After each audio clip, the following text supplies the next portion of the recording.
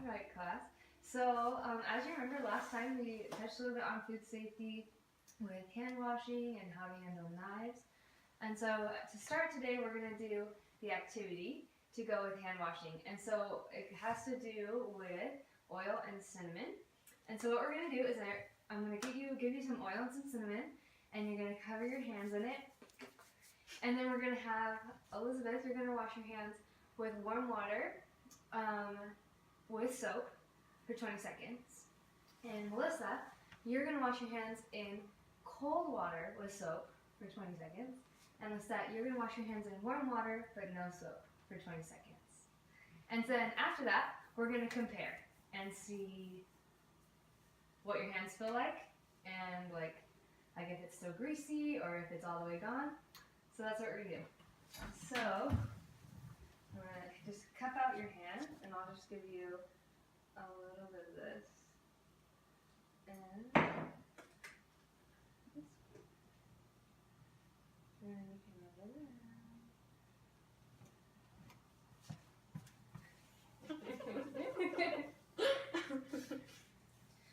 It's exfoliating. And then, so yeah, after you're done rubbing it, Elizabeth, you can go and wash your hands. Like, yeah, so also to feel better about our smell. Okay, I'll get the warm water ready. It's a lot of oil. It's a real trick. Oh! I think we might have to clean the floor. Should we do it with cold water and no soap? Don't slip. So your water is ready whenever you want. Okay. Warm water. I want to get the exfoliating. Right. Soap, right? Beginning of my manicure for the night. Oh, the soap feels good. Yeah, sure.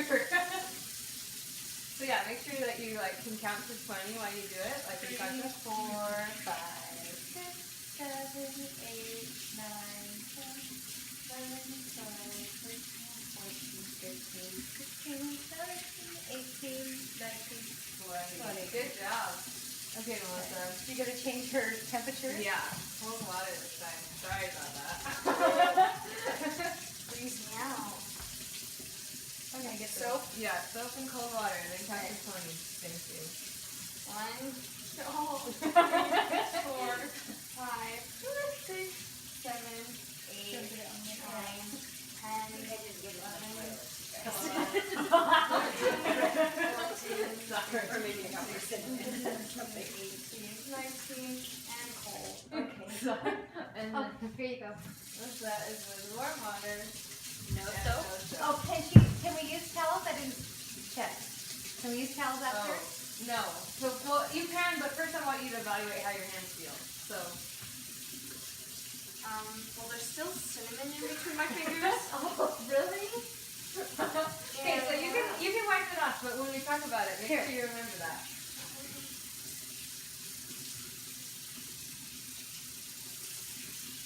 We don't want you to have gross hands for a long time. How's it going? Really? Okay. Hey. All right. So let's start with you, Elizabeth. How is your hands? Perfectly clean and extra soft. It's a cinnamon. And smell great. Start marketing And then Melissa, how is yours? Mine were clean, kind of. They were still really greasy, and I had cinnamon in between my fingers. Yeah. Oh, and there's some under my ring. Okay. And how about you? So cinnamon is gone, the oil is still, I've got to fill. Okay. So this is an example of how come it's important to wash your hands correctly. Because, like we saw, with cold water and soap, so you still had the soap, but the water was cold, it kind of did the job, but there was still stuff there. Like it was a little oily, a little bit of cinnamon going on. And with yours, even though you had warm water, it got rid of the cinnamon, but there was nothing to get rid of the soap. I mean the oil, sorry. The soap did not get rid of the oil. No soap. That one. Yeah. And so, but with Elizabeth it worked because she did it correctly with warm water, soap, and for 20 There you go. seconds.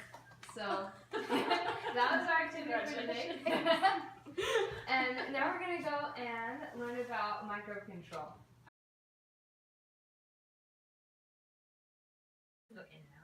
Okay, so now we're going to talk about microbe control, a part of food safety. So that is things like diseases that come from food not being prepared properly. So what kind of things have you guys heard about that, maybe in the news recently or just from prior experience? I don't remember what it was, but I remember they pulled all of the spinach out of off the shelves at the grocery store for about a month. I think it was back in the summer. Yeah, there's a lot of things like that. Recently, there was a huge salmonella outbreak in flour, which was not expected because they've never found that in flour before. Yeah. So yeah, there's a lot of interesting. different things that you'll hear on the news. And so why do you think it's important to know about food safety? So we don't get sick. Exactly. Exactly. No. Especially not only in your own home, because obviously you don't want to get your family sick, but restaurant owners, like that could be very detrimental to their business if they didn't know about food safety and how to make sure that their customers don't get sick. Yeah. So- Didn't Chipotle get shut down for a short time, or they had They have it, yeah. Problems, They yeah, have had it. problems. having multiple problems. Mhm. Yeah, so it's important. Food safety is a very important thing, especially in foods and foods classes. So first we're going to start off talking about botulism. So botulism is actually one of the more dangerous food safety problems because it actually can lead to death. And so it's a pretty important one. And as you can see, the most common form of botulism is when people home can incorrectly. So in this class, we're going to learn about canning later in a different unit, but now just know that if you don't do it correctly, you can have botulism. So that's bad. Also, bulged cans, like you can see in this picture, that means Looks bad. yeah, it looks bad, but it also could mean that it was canned incorrectly in the industry, and so you want to stay away from that also. Botulism can also be found in vegetables, which is why it's important to wash them. That's a more recent one. I need to do better at that. Yeah. So as you can see by our list,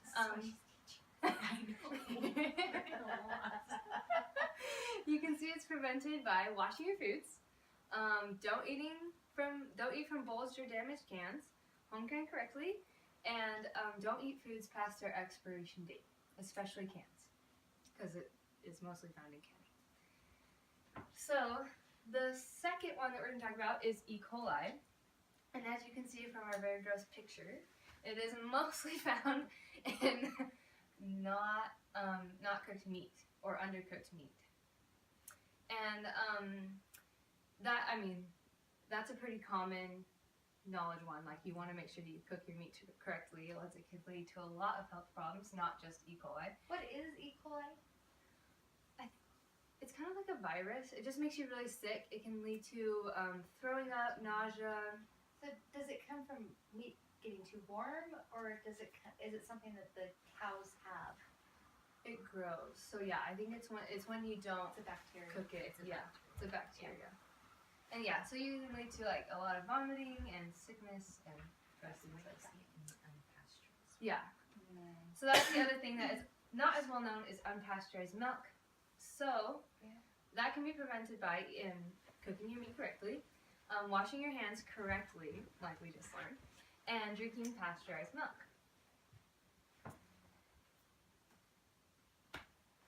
The next one is salmonella. And salmonella, like I said, is usually when you think of salmonella, you think of eggs. Yes. Because that's what is most distributed in the news. Fun fact, salmonella is never Yes, we do. inside your egg. It's only on the outside. Oh. Uh-huh. What is this? So, Wash my eggs. We'll watch yes, it. so that's one way, is to wash your eggs. But usually when you crack it, it will get on the outside.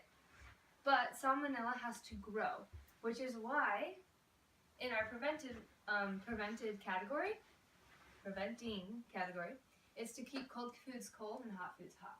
So if you put eggs in things and it's supposed to be hot, then you can't let it get below 140 degrees for at least for more than 2 hours. So like if you eat it, then you want to either put it in the fridge or somehow keep it hot. Okay. I guess the freezer would work also. And so yeah, actually I had a friend that when she was little, her mom made her scrambled eggs, and she was just a wild child, right? So she was out like riding her bike around and didn't want to come in for lunch, and she's like, I'll come in later. So her mom was like, okay, and just kind of left it out. And anyways, the little girl forgot, and later she came in and she's like, oh, I'm so hungry. So she sat down and ate her scrambled eggs, and she got salmonella. And the reason was because the eggs had sat on the counter for an hour. Yeah. So that is the reason. So it can also be found. The most common ones are raw meat, eggs, fish, but recently it's been found in meat, which is why it's in flour. So yeah, who knew, right? Because usually when you get like salmonella, lots of like that's like the common thing from cookie dough, and so they're like, oh, don't put eggs in it, but really you can get it from the flour, also not being cooked. Nice. Double damage. Yeah. So the last one we're going to talk about today is staph infection. And this is found, I found this really interesting. It's found in cake fillings and batters. Yeah. And so that's really interesting. Moist meats. So I'm like in your crock pots kind of a thing, like if it's really moist. And again, all of these things, they're only found in them if they're not cooked correctly. This could make me not want to eat anything. No, this is supposed to make you learn how to cook correctly. So it can also be found in things like potato salad. It's a new form of diet. Avoid all things that could be bacteria. So this one can be prevented by washing your hands correctly, cleaning dishes correctly, and cooking your foods thoroughly, which I'm sure you've noticed is like on all of them, is cooking your foods correctly, and keeping your cold things cold and your hot things hot. So this one's like salmonella. It is only in your food if you're not keeping it and storing it correctly. And so you want to make sure that you don't let your foods get in the danger zone, which is above 40 degrees or below 140 degrees. So in other words, I need to have a thermometer on hand on a regular basis. Yeah, or just make sure, like, yeah, you can do, like, be all that nitpicky, but really it's just more important that you let your food either be cooked and then eaten right away, or store it in the refrigerator or freezer right away.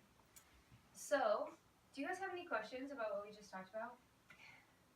No, I think, except I'd really like to have a copy of this. Yeah, of course, I can email it to you. So, now we're going to do a little activity. Right. So, we're going to make this little, it says my big bad bug book. My big bad bug book. Big bag. It's really hard to say. Bad But, bug. so what you're going to do is you're going to write my big bad bug book on the front, and then put your name. And then on the inside, you'll start off with each of the things we just talked about. So I did it in the order of the PowerPoint. So I started with botulism, and on this side, I draw little pictures, just, you know, for fun.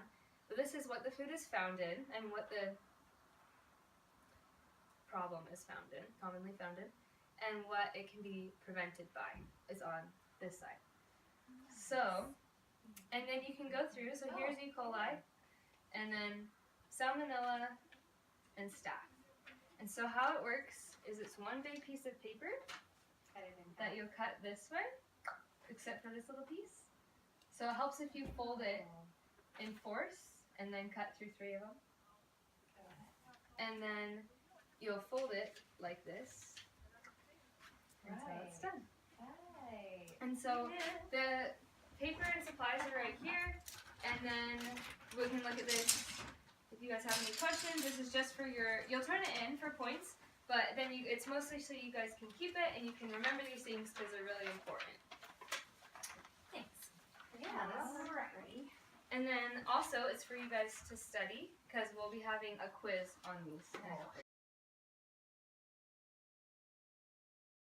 Oh, no, I want to Using my elementary school skills here, guys. I don't know how to fold it. Yeah, so you just fold it like hot dog style, right? But you don't fold them together, so then you're gonna just weave them in and out. Oh yeah, with that skills. So no, different from each other. It's confusing. So what you do Mine is won't go when you're different. like this, Yeah. then you'll take one side and just start weaving it in and out. Oh, because I need more pages. But the only side that goes together is that one.